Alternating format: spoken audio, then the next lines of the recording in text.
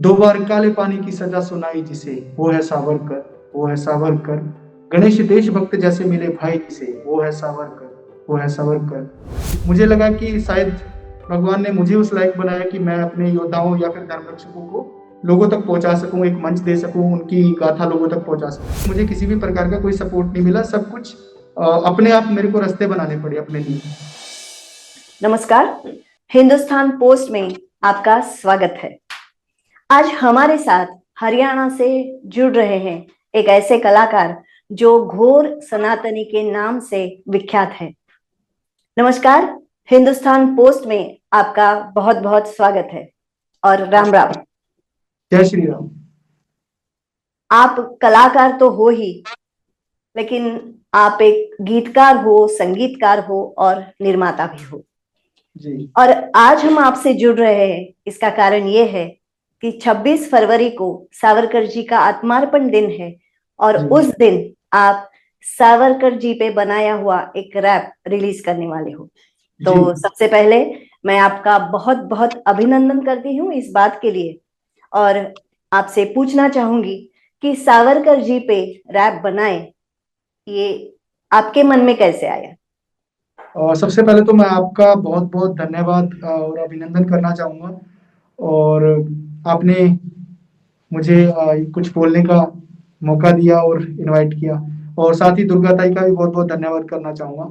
और सावरकर जी के बारे में कुछ बोलूँ उससे पहले मैं ये कहना चाहता हूँ कि मेरी दुर्गा ताई से काफ़ी लंबे समय से बात हो रही है, तो उन्होंने आपके कार्य के बारे में बहुत ज़्यादा प्रेरित किया और बताया कि कैसे आप सावरकर जी के पोते जो हैं उनके साथ पिछले कई वर्षों से हिंदुत्व के लिए कार्य कर रही है। तो आपकी विचारधारा जो है आज के यूथ को बहुत ज़्यादा प्रेरित कर रही है और उनमें से मैं भी एक हूँ, और मैं आपका बहुत बहुत धन्यवाद करता हूँ। और रहेगी बात सावरकर जी की, तो उनकी जो मूवी थी रणदीप हुड्डा जी ने बनाई थी, वीर सावरकर करके, तो उसको देखा मैंने और उससे मेरे को थोड़ी जिज्ञासा उत्पन्न हुई और मैंने उनके बारे में पढ़ना और रिसर्च करना स्टार्ट किया। आपने कहा कि आप हमसे प्रेरणा ले रहे हैं, लेकिन मैं यहाँ जरूर कहना चाहूंगी कि आज की जो युवा पीढ़ी है उनसे भी हम बहुत कुछ सीख रहे हैं। और जब ये रैप की बात हुई तो दुर्गा ने हमें आपसे जोड़ दिया। उस वक्त हमारे साथ सावरकर जी के पोते रंजीत सावरकर भी थे। बहुत बहुत धन्यवाद आप सबका। जी, और मुझे ऐसा लगता है कि ये हमारा काम है कि जो भी सावरकर जी के लिए काम करता हो, सावरकर जी के विचार आगे ले जाने के लिए काम करता हो, उनके साथ हम रहे, तो हम हमेशा आपके साथ रहेंगे। शायद दर्शकों को ये लगता होगा कि घोर सनातनी अपना चेहरा क्यों नहीं दिखा रहे, तो मैं उनसे कहना चाहूंगी कि घोर सनातनी इसमें विश्वास रखते हैं कि चेहरे के बजाय वो अपने विचार आगे ले जाना चाहते हैं। तो इसके लिए भी मैं आपको बधाई देती हूँ और आपको ये पूछना चाहूंगी कि जब लोग सनातन धर्म का नाम नहीं लेना चाहते, मैं हिंदू हूं कहना नहीं चाहते, उस वक्त आपने घोर सनातनी ये नाम कैसे ले लिया? घोर सनातनी के पीछे एक छोटी सी स्टोरी है जो मैं आपको बताना चाहूंगा कि मेरे एक मित्र हैं, अजीज मित्र हैं, उनका नाम है लवनीश खत्री। तो मेरा पहला जो गाना था सत्य सनातन, उसका नाम ही सत्य सनातन था। तो उसका नाम हमने जब डिसाइड किया तो स्टेज नेम डिसाइड नहीं था कि मैं किस नाम से अपना गाना डालूंगा, और वो मेरा पहला गाना था। तो बहुत सारे मेरे पास चैनल थे जिन पे मैं डाल सकता था, बट हमारा डिसीजन यही था फाइनल कि अभी फेस को रिवील ना किया जाए और अपना नाम बदल कर काम किया जाए। तो फिलहाल आया कि घोर सनातनी कैसे रखा गया, तो सनातनी हम अपने आप को कहते हैं, सनातन धर्म से है, तो कट्टर से भी कट्टर होता है, उसको घोर सनातनी बोल दिया जाता है। तो ऐसे घोर सनातनी पड़ गया और चैनल का नाम वो कंटिन्यू रखा गया। इस कट्टरता की हिंदुओं को जरूरत है।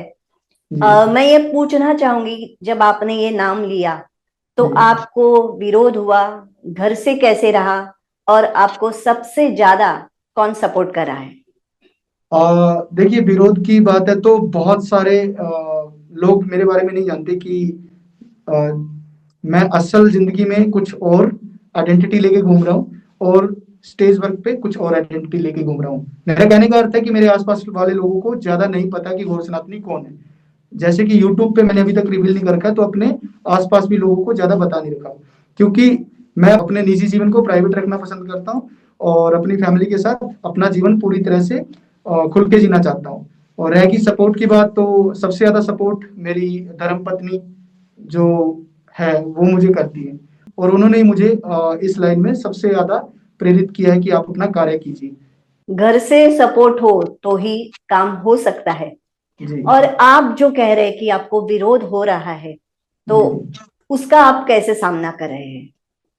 विरोध का सामना करने का सबसे बड़ा मेरा हथियार है कि मैं वीर योद्धाओं की गाथाएं पढ़ता हूँ और शिवाजी महाराज के बारे में पढ़ता रहता हूँ। उन पे अभी मैंने रिसेंटली एक गाना बनाया है छत्रपति शिवाजी महाराज पर, और बहुत जल्द मैं शंभाजी महाराज पर भी अपना एक गाना लेकर आ रहा हूँ। तब मुझे आपकी फिर से जरूरत पड़ेगी और आपको फिर से मैं याद करूंगा, और आप मुझे मदद कीजिएगा उसमें, क्योंकि आप लोगों ने मेरी बहुत मदद की है, तभी मैं सावरकर जी के बारे में कुछ लिख पाया हूँ।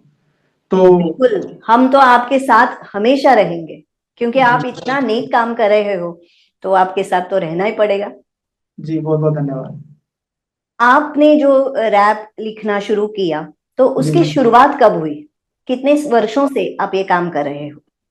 देखिए, गीत लिखने का तो मैं नहीं कह सकता, रैप करने का भी मैं नहीं कह सकता, लेकिन जो मेरे कविताएं लिखने की जो शुरुआत है वो मेरे बचपन से हो गई थी। मैं स्कूल में जब था, हॉस्टल में था, तब मैं अपनी कविताएं लिखता था, और धीरे धीरे फिर मुझे उनको गीतों में फिर की आदत पड़ गई।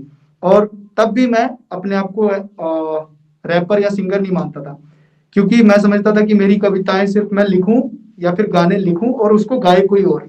पर जब मुझे कुछ नहीं लगा कि मेरे गानों को कोई अच्छे से रिप्रेजेंट कर पा रहा है, तो मुझे खुद ही सामने आना पड़ा। बहुत सारे हमारे देश में ऐसे पॉप सिंगर्स है, रैपर्स है, जो जी दिल को छूने वाले गाने बनाते हैं, जी लेकिन आप तो जुड़े रहे सनातन धर्म से। इसके जी। क्या वजह है? देखिए, यूथ को सही राह पे और गलत राह पे ले जाना हमारे हाथों में है। आज का यूथ बहुत जल्दी प्रेरित होता है, खास करके जो वो सोशल मीडिया पर देखता है। अभद्र भाषा फैल रही है, नशों का प्रमोशन चल रहा है सरेआम, गानों में हथियारों की बात हो रही है, गुंडागर्दी की बात हो रही है, और उसमें लड़कियों को नचाया जा रहा है। तो यूथ अगर कोई एक कलाकार बनना चाहेगा, उनको देख के वो यही सोचेगा कि मुझे भी ऐसे ही गाने बनाने चाहिए, अधनंगे और नशे करने वाले और हथियारों वाले। लेकिन कोई ऐसा बंदा है अगर सनातन को रिप्रेजेंट कर रहा है, सनातनी गाने बना रहा है, योद्धाओं को ट्रिब्यूट दे रहा है, और सावरकर जैसे जो हमारे वीर योद्धा हैं उनको ट्रिब्यूट दे रहा है, तो मुझे लगता है कि अच्छे आर्टिस्ट भी बहुत है जो कि हम लोगों से सीख कर आगे आएंगे और वो इस सनातन के कार्य को आगे बढ़ाएंगे। तो हमारे ऊपर है, हम अपने यूथ को क्या सिखाना चाहते हैं, बस। क्या आपके बचपन की कोई ऐसी घटना है जिसके कारण आप ये काम करने के लिए प्रेरित हुए? देखिए, कलाकारी का जुनून बचपन से ही था। कभी पेंटिंग का रहा है, चित्रण का, तो कभी कविताएं लिखने का रहा है, फिर उसमें डांसिंग का लगा लीजिए, और अभिनय नाटकों का रहा है। फिर करते करते यहाँ रैपर तक मेरी जर्नी बहुत इजी नहीं रही है। मतलब मुझे किसी भी प्रकार से घर वालों का कोई सपोर्ट नहीं मिला। कह सकता हूँ कि मुझे किसी भी प्रकार का कोई सपोर्ट नहीं मिला, सब कुछ अपने आप मेरे को रास्ते बनाने पड़े अपने लिए। तो थोड़ा जर्नी काफी टफ रही है। तो वो चीजें मैं सोचता हूँ कि अगर मेरे जैसा कोई आर्टिस्ट मुझे मिलेगा जिसको कोई सपोर्ट नहीं कर रहा है, तो मैं डेफिनेटली उसको सपोर्ट करूंगा, क्योंकि मैंने वो चीजें देखी हुई हैं कि क्या क्या चीजें फेस करनी पड़ती है। तो वो चीज है कि कुछ कलाकार बनने के लिए बहुत सारे चीजों में से सबसे पहले अपने समाज से लड़ना पड़ता है, अपने आसपास वालों से। वही दुर्भाग्य की बात है कि जी हम हिंदुओं को हिंदुओं से ही लड़ना पड़ता है। जी आपने भगत सिंह जी के गाने से शुरुआत की और अब सावरकर जी के गाने तक आप आ गए हैं, जी। तो ये यात्रा कैसी रही? मेरा जो भगत सिंह जी का गाना मैंने बनाया था वो भगत सिंह जी की जीवन गाथा से प्रेरित होकर मैंने बनाया था। और फिर उनके बाद मैंने रविंद्र कौशिक जी है, जिनको ब्लैक टाइगर के नाम से भी जाना जाता है भारत में, गंगानगर के रहने वाले थे और रॉ के एजेंट थे वो, लेकिन हमारी सरकार ने उनके शव तक को लेने से इनकार कर दिया था। तो ऐसे योद्धा है या फिर हमारे धर्म रक्षक है जो कि कहीं ना कहीं इतिहास में अपने आप को समेट के बैठे हैं, या फिर कह सकते हैं उनको आगे ही नहीं लाया गया। तो किसी को तो उनका कार्य करना था। तो मुझे लगा कि शायद भगवान ने मुझे उस लायक बनाया कि मैं अपने योद्धाओं या फिर धर्म रक्षकों को एक लोगों तक पहुंचा सकूं, एक मंच दे सकूं, उनकी गाथा लोगों तक पहुंचा सकूं। हरियाणा की जो सामाजिक और राजकीय परिस्थिति है वो आपके गानों को कैसे प्रभावित करती है? हरियाणा देखिए जान और शान है हमारी। हरियाणा में रहते हैं, प्राउड है कि प्राउड से हम खुद को हरियाणवी बोलते हैं। रणदीप हुड्डा जी भी है, वो हरियाणा से ही है। और बहुत सारे ऐसे उम्दा कलाकार हैं जो कि हरियाणा से आज भारत का नाम रोशन कर रहे हैं, चाहे खेल जगत में हो, चाहे खेती बाड़ी के जगत में हो, चाहे अपने बॉलीवुड में हो। बहुत सारे उम्दा कलाकार हैं। इवन अपनी कल्पना चावला जी जो थी वो भी हरियाणा की ही रहने वाली थी। तो मुझे बहुत प्राउड होता कि मैं हरियाणा की इस मातृभूमि से हूँ। और इसी से प्रेरित होकर मैंने अपनी बेटी का नाम भूमि रखा है, मातृभूमि से प्रेरित होके।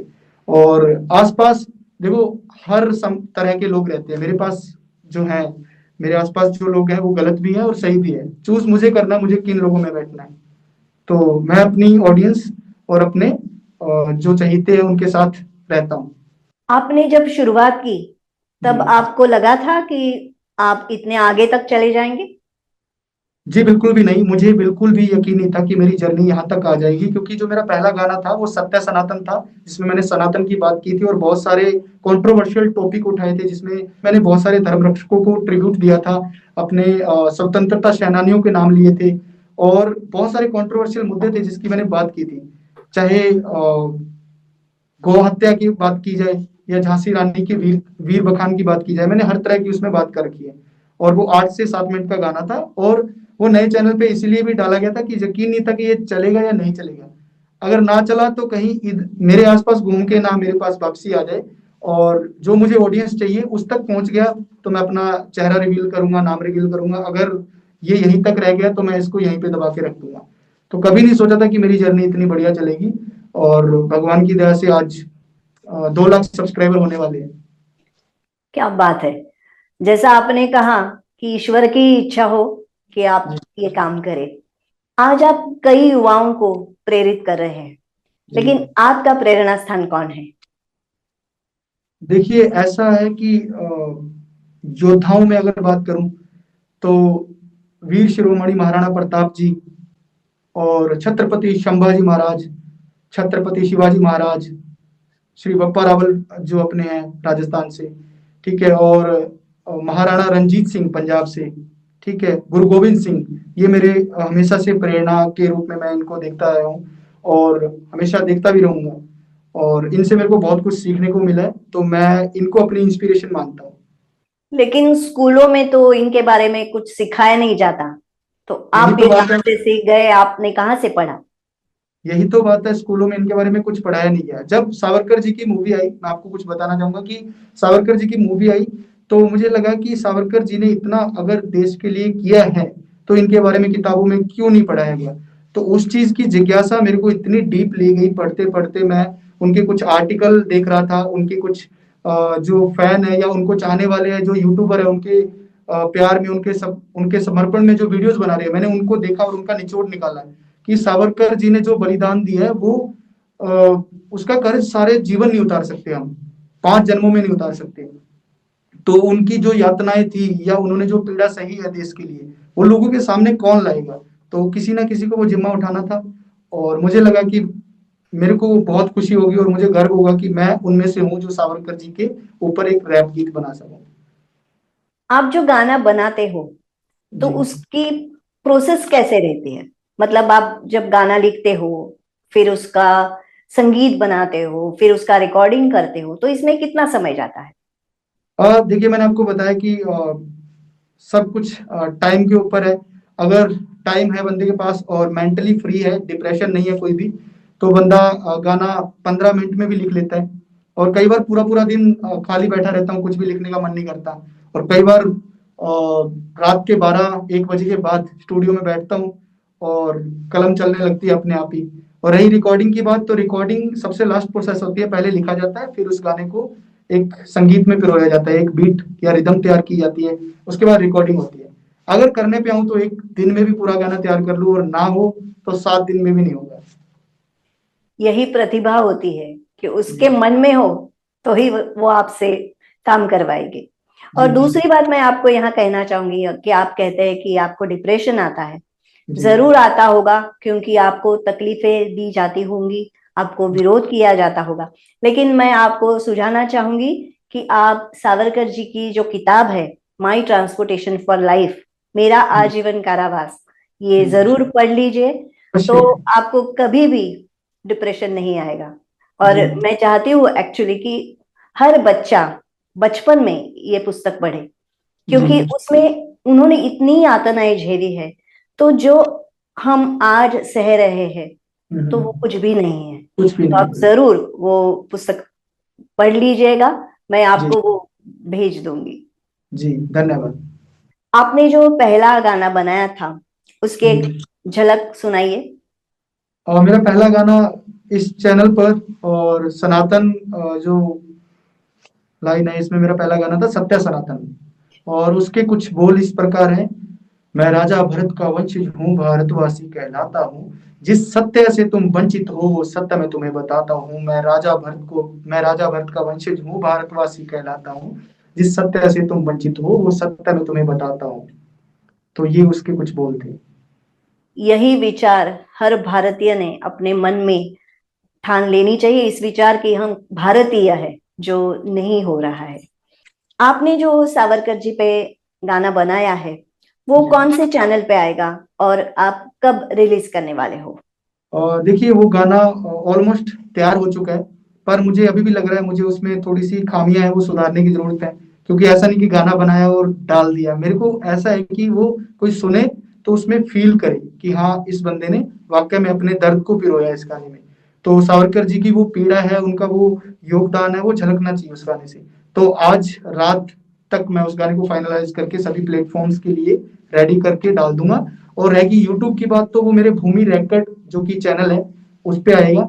और 26 तारीख को मैं डालने का उसको सोच रहा हूँ, क्योंकि सावरकर जी का आत्मसमर्पण दिवस है 26 तारीख को। तो उस दिन उसको डालेंगे। और बाकी जितने भी प्लेटफॉर्म्स है, स्पॉटिफाई, जियो सावन और एप्पल म्यूजिक, सभी पे वो गाना सुनने को मिल जाएगा। आपके चैनल का जो नाम है भूमि रिकॉर्ड, वो जी। कैसे आपने लिया? भूमि रैकेट, सबसे पहले तो मेरी बेटी है जो उसका नाम भूमि है। और मैंने बताया कि पहले ही बता चुका हूँ, भूमि, मैं मातृभूमि से इंस्पायर होकर मैंने अपनी बेटी का नाम भूमि रखा है। और पुत्र का नाम ओम रखा है। ठीक है। ताकि जो भी भगवान का नाम नहीं भी लेता है, नास्तिक आदमी भी अगर एक बार ओम बोल देगा तो कहीं ना कहीं वो सनातन का हिस्सा बन जाएगा।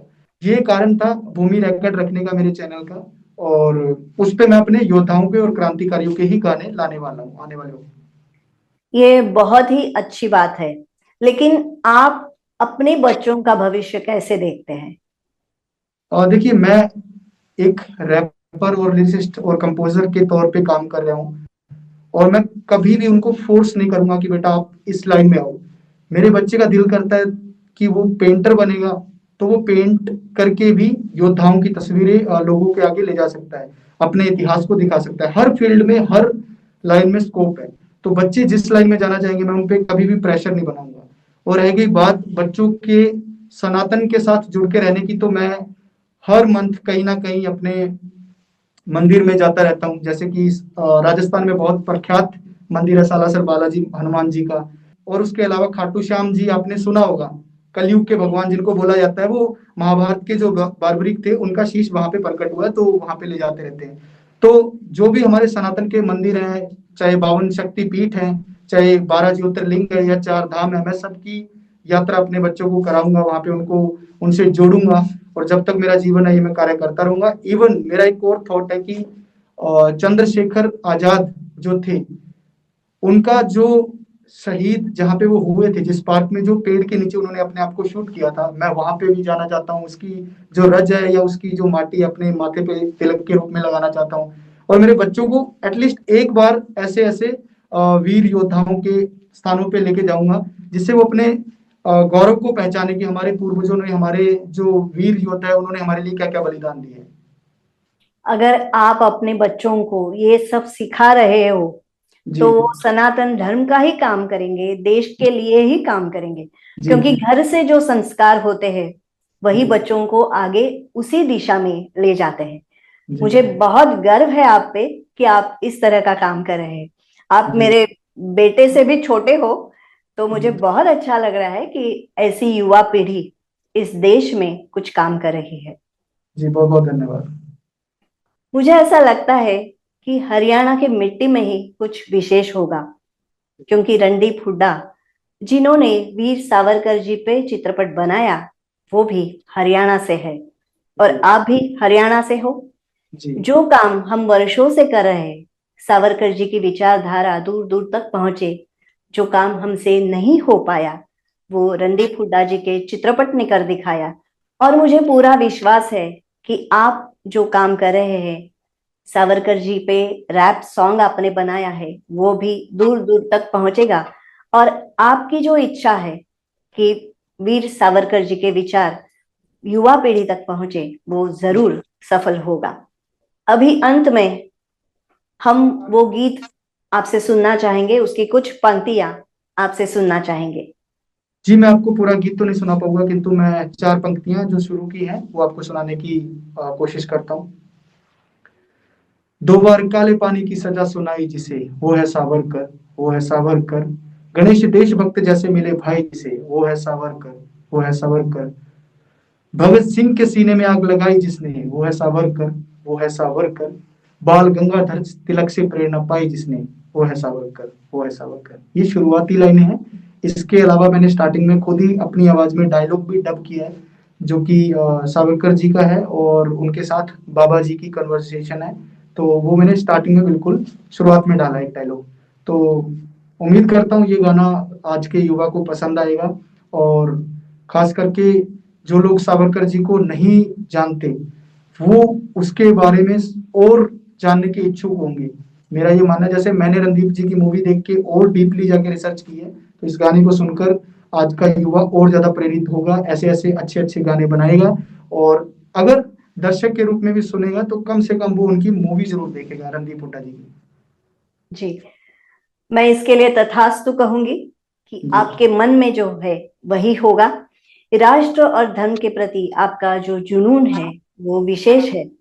आप हिंदुस्तान पोस्ट से जुड़ गए, इसके लिए मैं आपके प्रति आभार प्रकट करती हूँ और बहुत आपको ढेर सारी शुभकामनाएं देती हूँ कि आपका जो गीत है, नया गीत है सावरकर जी पे, वो भी उतना ही हिट होगा जितना आपके पहले गाने हुए।